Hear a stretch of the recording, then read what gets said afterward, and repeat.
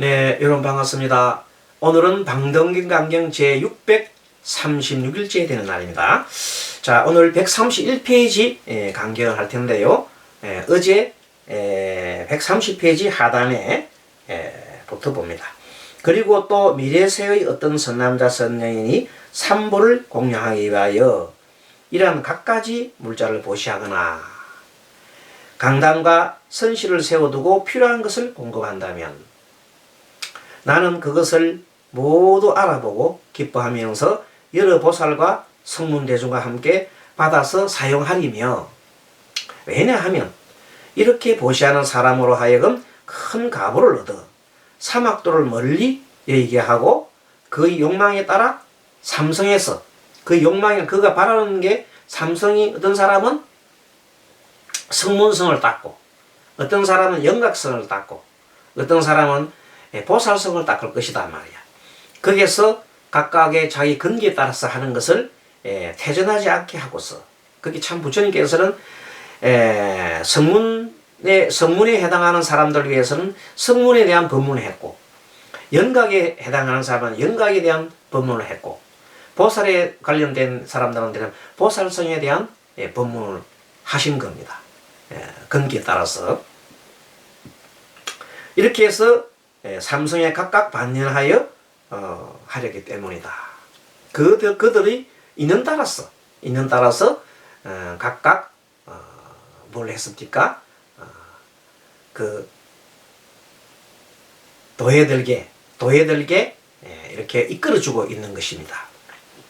또 이 선남자와 선여인은 이러한 갖가지 물자로서 공양한 인연이 있기 때문에 미래세에 마땅히 두 가지 이익을 얻으리라.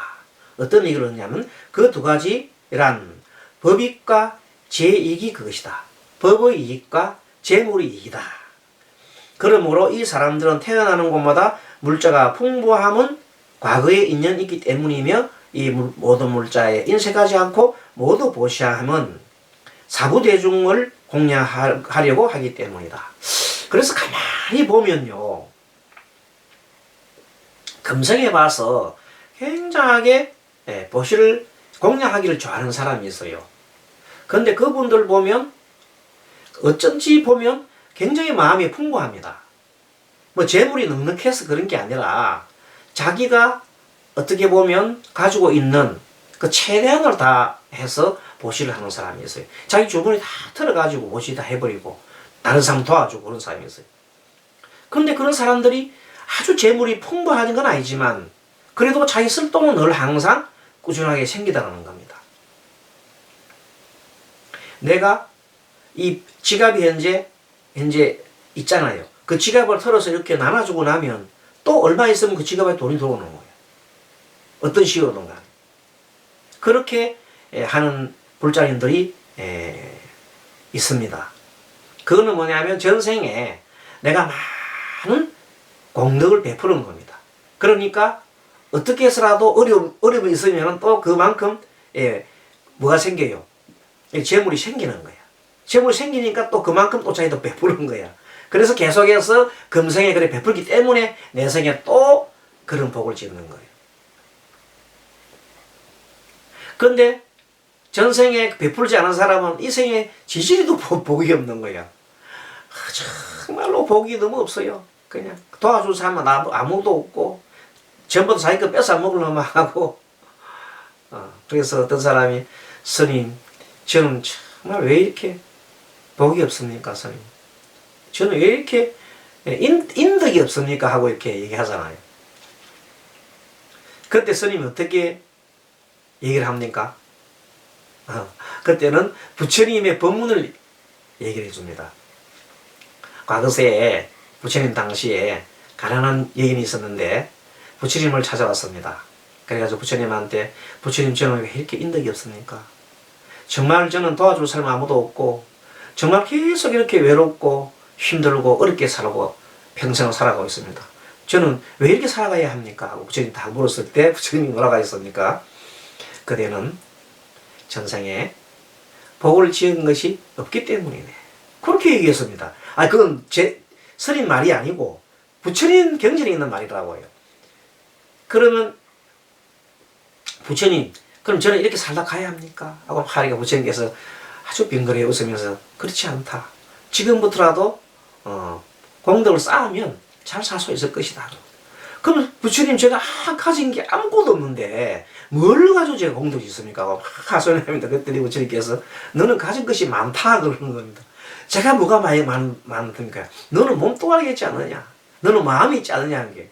그 가만 무슨 소리를 가만 듣고 있잖아요. 그랬더니 다른 사람이 좋은 복을 지을 때, 다른 보시하고 복을 지을 때, 아이고 참 잘한다 하고 같이 기뻐해주고 박수만 쳐줘도 그 똑같은 복을 받는다는 거예요. 그렇게는 할 수 있지 않냐? 그거는 할 수 있잖아요. 바로 그 마음을 내는 겁니다. 비록 지금 자기가 뭐가 없어요. 물건 돈이 없어서 그렇지만 다른 사람이 베푸는 때 같이 함께 베풀어주는 그 기쁜 마음을 내는, 그 마음을 내는 것이 중요하다는 거예요. 그리고 상대가 아주 어렵고 힘들었을 때 상대를 편안하게 해주는 마음. 상대를 편안하게 해주는 마음. 그 마음이 얼마나 좋겠어요. 상대를 편안하게 하는 마음. 그렇죠? 그래서 그 상대를 편안하게 하는 그 마음이야말로 정말로 그것을 무해시라고 합니다. 두려움을 얻게 해주는 마음이다. 그것이 가장 큰 공덕이라고 해서 사람의 마음을 편안하게 해주는 거잖아요. 그 부처님께서는 항상 중생들을 편안한 마음을 이끌어 주시니까 그거보다 큰 공덕이 없잖아요. 그래서 어쨌든 간에 돈이 없어도 상대의 마음을 편안하게 해주는 그 마음을 내게끔 해주고 위로되는 말 해주고 그 다음에 힘되는 말 해주고 그 다음에 동무가 돼주고 길동무가 돼주고 말벗이 돼주고 얼마나 많은 공덕을 지을 수 있습니다. 그렇게 얘기를 했더니 그 보살이 자기가 지금 그런데 스님 제가 생각해보니까 저는 그런 마음이 전혀 없었어요. 당연하지. 자기가 너무 가난하니까 나는 가난하기 때문에 베풀 게 없어. 나는 오히려 도움을 받아야 해. 그런 생각만 계속 가지기 때문에 전혀 자기는 베풀음이 없었단 말이에요. 그러니까 어떻게 되겠어요? 힘들겠죠? 네. 그래서 너무나 힘드는 세상을 살게 되는 겁니다.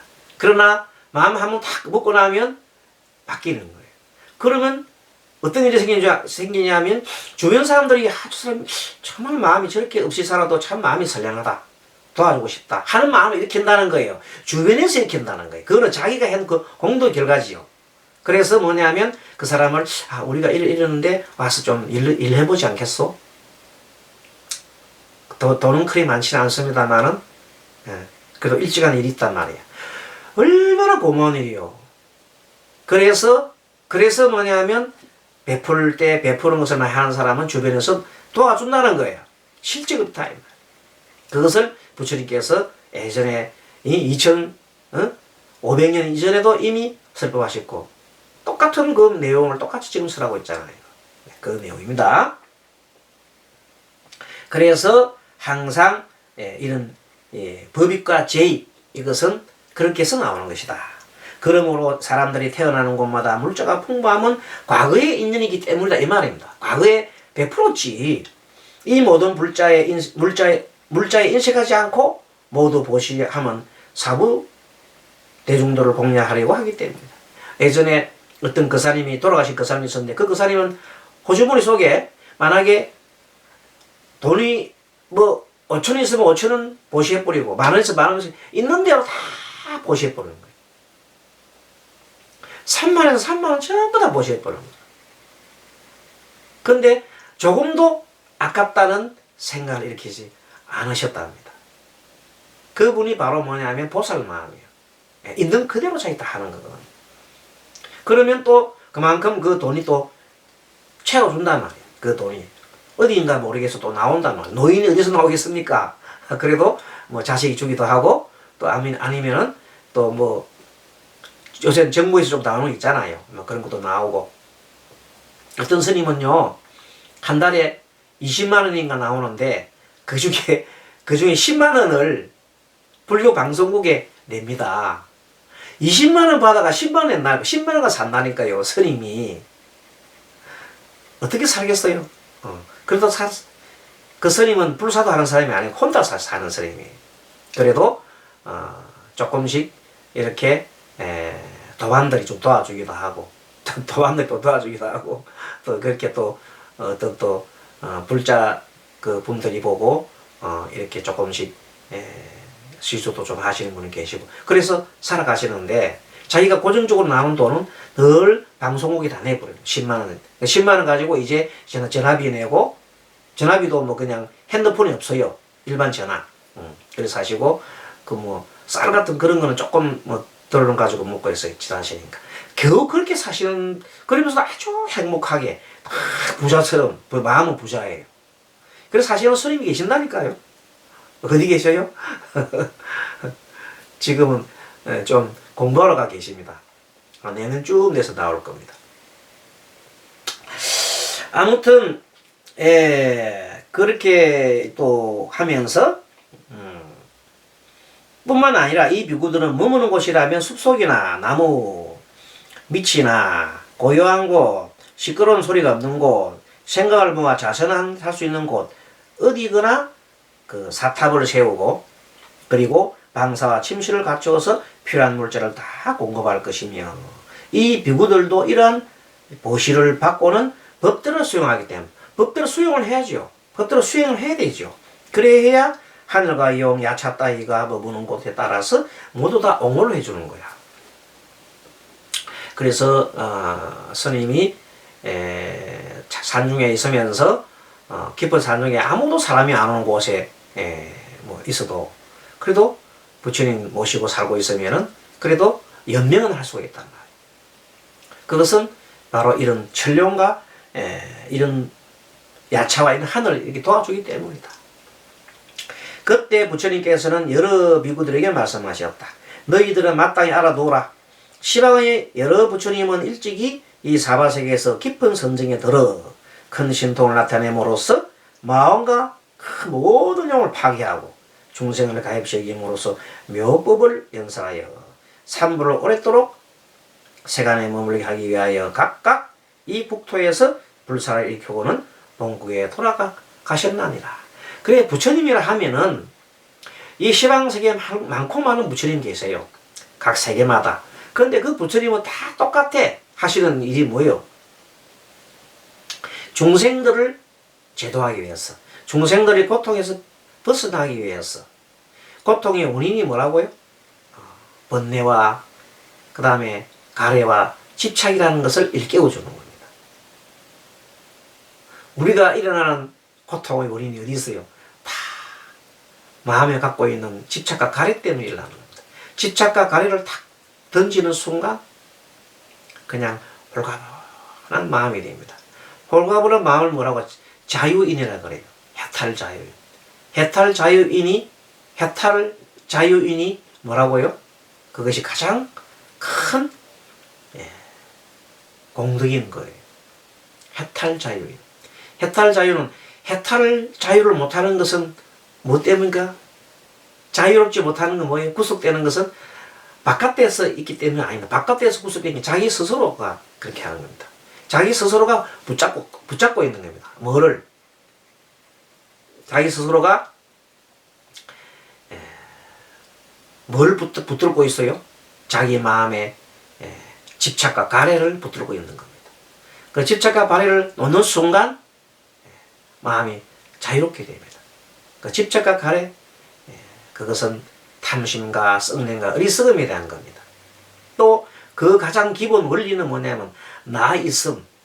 원리는 나가 없거든요. 무하거든요. 그래도 내가 있고 내 생각이 있고 내 것이 있고 자기 소유에 집착하고 자기 생각에 집착하고 내가 옳음에 집착하는 그런 생각이 있음으로써 모든 고통의 원인 탐심이 일어나고 썩냄이 일어나고 어리석음이 일어나는 겁니다. 자, 그래서 그것을 거기에서 터잡아서 마왕이 생기는 것이고 여러 가지 번뇌망상이 일어나는 겁니다. 그때 항아사와 같은 부처님 세계가 한량없고 거지없는 보살들이 바른 법, 정법입니다. 정법을 듣고는 받아 지니기 위해서 나를 보고 예배하고 부처님 보고 예배한 거죠. 동시에 공양하라고 하였으며 다시 허공목, 허공과 같은 그 눈이죠. 눈. 그리고 슈트라, 수트라, 경이죠. 경. 그리고 사무의 법, 네 가지 도에 맞는 법을 듣고서 각자 다른 곳으로부터 이 불차례, 부처님이 계시는 국토지요. 모여와서 자비하여 중생을 가엾이 여김으로 선정에 들어 큰 위력을 나타내 마왕 모든 영혼을 파괴하였으며, 그 선정에 들면 마왕을 파괴할 수 있는 힘은 어디서 나옵니까? 선정에 들면 어마어마한 광명이 나오지요. 큰 광명. 광명을 비추면 마왕은 꼼짝을 못해. 왜? 마왕은 어둠의 왕이잖아. 번뇌망상의 왕이잖아. 막 광명을 쫙 비춰보면 마왕이 막 그냥 그 어둠에서 그냥 그 어둠이 다 사라져버리는 거예요. 그러니까 꼼짝을 못하는 거지. 그래서 선정에 들어 큰 위력을 나타내어 마왕과 모든 영을 파괴하고 이 국토의 중생들로 하여금 삼성종의 해탈을 얻게 하려고 그 필요한 물자를 공급하여 공양하였으니 만약 미래에서라도 어떤 선남자 선여인이 신심이 청정하여 북과 같이 수행하는 비구를 공양하기 위해 혹은 집이나 동산, 토지, 노비와 내지 생활에 필요한 갖가지를 보시하리라. 그런 보시하는 사람이 항상 나타난다는 겁니다. 자, 그래서 우리 성가가 유지되고 있는 것은 어떻게 되는 거냐? 여러분 잘 아시지만은 부처님의 가르침이 있고 부처님이 계시고 그 부처님의 가르침을 전하는 사람들이 있게 돼 있다면 그런 사람들을 보고 우리가 뭐라 해요? 보살이라 그러고 그런 사람을 수행하는 사람을 성녀라 그러잖아요. 그 스님과 그런 또 이 부처법사 이런 사람을 합쳐가 우리는 대성에서는 보살이라 그래요. 크게 말하면 그건 보살이에요. 보살성 중에 스님도 있고 비구나 비구니도 있고 그 다음에 정법사가 법사도 있다. 머리를 갖다 기른 유발성이죠. 유발성. 자, 이런 분들이 그분들은 전문적으로 부처님 가르침을 배우고 그것을 직접 수행하고 그걸 통해 가지고 그 깨달은 내용을 막 전해주지요. 그런 사람들을 우리가 성녀나 정법사라 그런단 말이에요. 그런 사람들은 뭘 보시라 해요? 사람들한테 끊임없는 법을 보시라 하는 겁니다. 법을 베풀어요. 스님이 이 유튜브를 통해서 이렇게 하는 것은 내가 무슨 보시를 바라고 하는 게 아니다. 그냥 부처님의 가르침이 정말로 좋기 때문에 그냥 전해줄 뿐이다. 아무런 조건도 없는 거예요. 그냥 전해주는 겁니다. 이런 것을 보고 우리가 법보시라 한다. 법보시 하지요. 그러면 이제 거기에 대해서 같이 공감을 하고 또 이렇게 수행을 하고 마음이 평안해지고 또 행복을 찾으신 분들은 고마움의 표시로서 나름대로 재물을 보시하고 또는 어떤 형태로든 간에 보시를 한단 말이에요. 그러면 그 보시가 있으면 그 스님들이 또 살 수가 있잖아요. 그죠? 스님도 밥을 먹어야 되잖아요. 또 여러 가지 또 이렇게 의복이 있어야 되잖아요. 또 그런 모든 것들이 현재 불자님들은 재보시를 하고 성녀나 이 법을 전해주는 보살님들은 법보시를 하고 그렇게 그것이 공동으로 서로가 이렇게 대등하게 이루어지는 겁니다. 법보시라는 데서 높은 것도 아닙니다. 그래서 재보시나 법보시가 공동하게 이렇게 이루어질 때 부처님의 삼보, 불법성이 계속 전해져 가는 겁니다. 그래서 그 중에도 열심히 하다 보면 그 중에도 깨닫는 자가 나오잖아요. 크게 깨닫는 자가 나오잖아요. 자, 그래서 우리는 이렇게 성가를 유지해가고 있다. 성단을 유지해가고 있다. 성단을. 그렇지만 그때 만약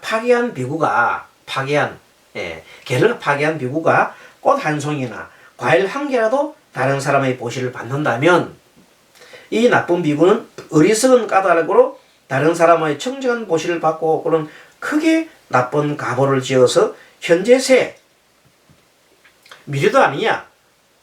현재 나쁜 갑으로 받게 된다.